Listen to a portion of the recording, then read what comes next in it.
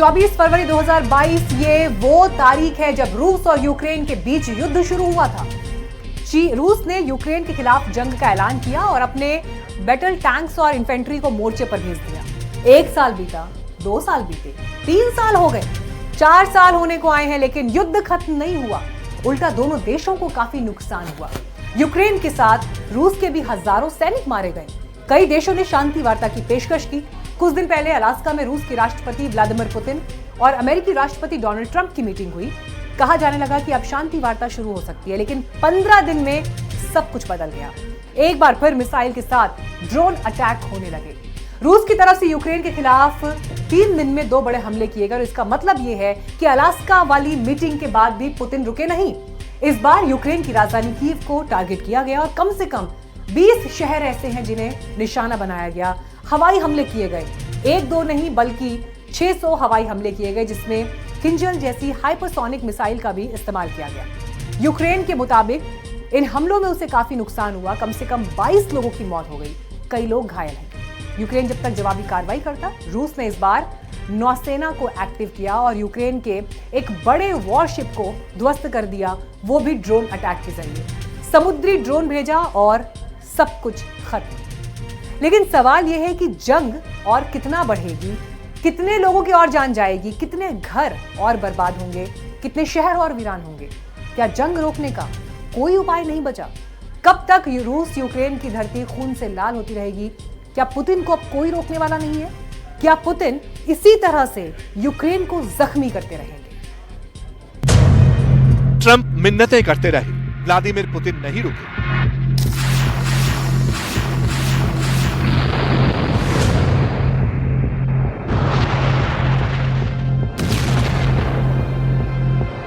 Trump बोले cease fire, Putin बोले पूरी ताकत से फायर।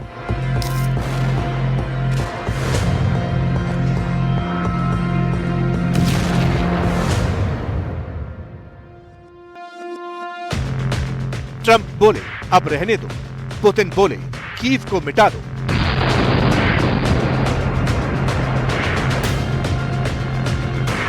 क्या पुतिन ने तय कर लिया सीज फायर नहीं, महासंग्राम होगा?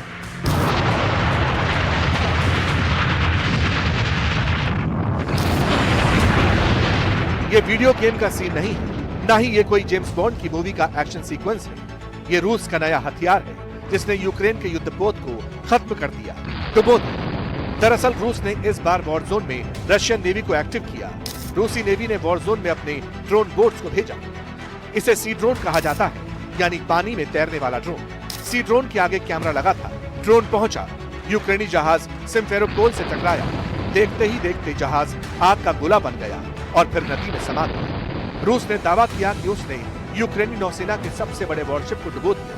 यूक्रेन का यह जहाज लैगुना क्लास का इंटेलिजेंस वॉरशिप था, यानी जासूसी जहाज था। इस जहाज को रेडियो, इलेक्ट्रॉनिक, रडार और ऑप्टिकल सर्विलांस के लिए डिजाइन किया गया था। रूसी रक्षा मंत्रालय ने बताया कि उसने यह हमला डैन्यूब नदी के डेल्टा रीजन में किया। इसमें पहली बार समुद्री ड्रोन का इस्तेमाल किया गया और यह हमला पूरी तरह सटीक रहा। यह जहाज साल 2019 में लॉन्च हुआ था और 2 साल बाद आधिकारिक तौर पर यूक्रेनी नौसेना में शामिल हो गया। Мої співчуття всім рідним та близьким. Цей удар абсолютно чітко демонструє, що російські цілі дійсно не змінилися. Вони хочуть воювати, б'ють не тільки по наших людях, не тільки по наших містах, наших громадах. Росія зараз завдає ударів по всім у світі, хто прагне миру. रूस के इस हमले से इतना क्लियर हो गया कि वो किसी के कहने पर नहीं रुके, चाहे ट्रंप कहें या फिर कोई और।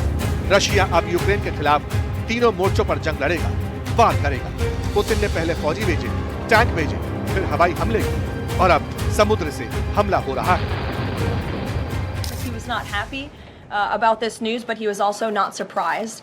These are two countries that have been at war for a very long time. Russia launched this attack on Kyiv, and likewise, Ukraine recently dealt a blow to Russia's oil refineries. They have taken out, as a matter of fact, 20% of Russia's oil refinery capacity over the course of their attacks throughout the month of August. So the president is continuing to watch this intently.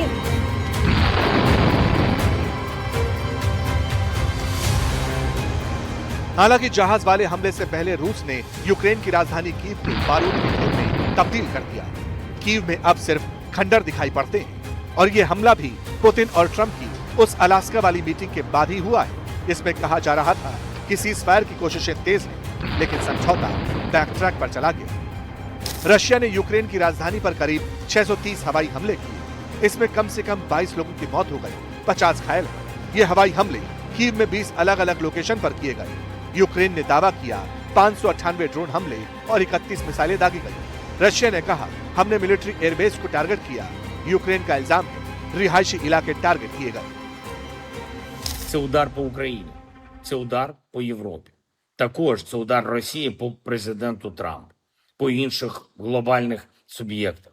У Вашингтоні ми чули, що Путін начебто готовий до закінчення війни, до зустрічі на рівні лідерів та вирішення ключових питань. Але він обирає балістику замість будь-яких реальних кроків. Zelensky की ये टीस, ये दर्द लाजमी है, क्योंकि Ukraine के राष्ट्रपति जेलेंस्की बातचीत के टेबल पर आने को राजी हो गए थे। वो अमेरिका के कहने पर शांति वार्ता की तैयारी कर चुके थे। अमेरिका जाकर पीस डील समझ चुके थे, लेकिन समझौते वाली शर्तों पर बात अटक गई। इसलिए ट्रंप सीजफायर पर पलटी मारने लगे और पुतिन ने यह दिखा दिया कि अब दुनिया की कोई ताकत उन्हें डिक्टेट नहीं कर सकती।